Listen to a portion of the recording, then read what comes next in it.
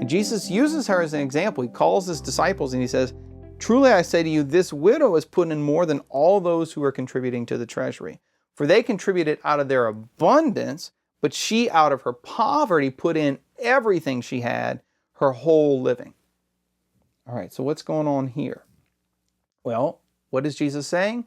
Basically, this is this widow's last 2 coins. This is all she has.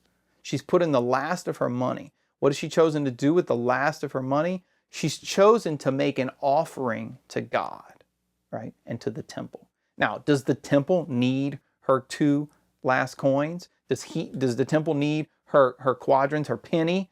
No, the temple was covered in gold. They had lots of priests. It was extremely wealthy. It was basically the economic center of Jerusalem. Think about this. 1st century AD, you didn't have banks. So where the treasury was, it was kind of the economic center of the city. So it was the cultic center, sacrificial center, religious center, but it was also the economy was revolved around the temple. So it has all the money it could possibly need. But this woman takes her money and she makes an offering to God. Now, was it a whole burnt offering? Was it money for some gold for the temple? Was it money for a free will offering? We don't know. Was she paying her tithe for the year? We don't know.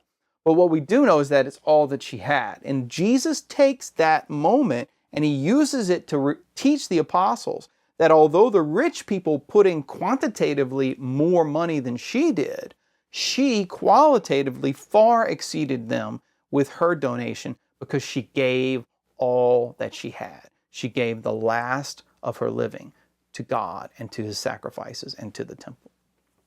All right. So it's a beautiful passage, a really powerful passage contrasting the wealth and prestige and esteem and external desires to be praised of the scribes with the interior charity, generosity, and love for God of this poor widow, who, by the way, in a 1st century society, if she's a widow who's totally on her own, she could, through this act, basically put herself into utter destitution and utter poverty.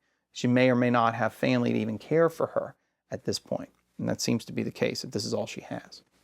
All right. So, Jesus, in other words, is trying to teach us, trying to teach the disciples about what offerings to God, what a true offering to God is. It's the one where we give everything. If you think of the previous Sunday's readings, right? To love the Lord your God with all your soul means to love him with your whole life, without remainder, leaving nothing over, holding nothing back.